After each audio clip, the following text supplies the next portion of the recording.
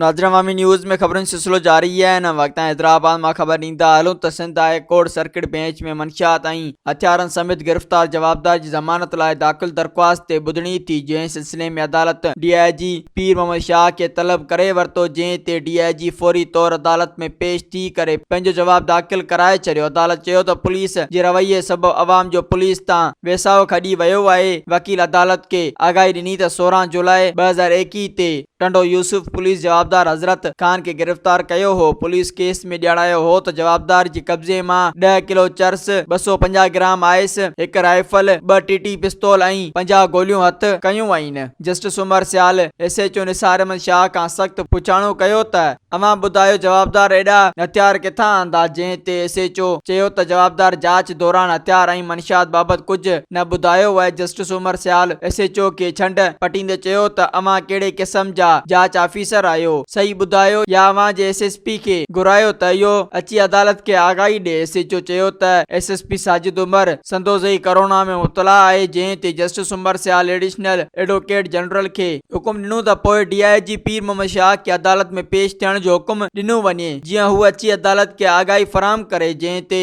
DIG पहुची पंहिंजो जवाब अदालत में पेश कयो। मज़ीद खबरों और तफसीलात के लिए विजिट करें हमारी वेबसाइट www.awamiNewsHD.com।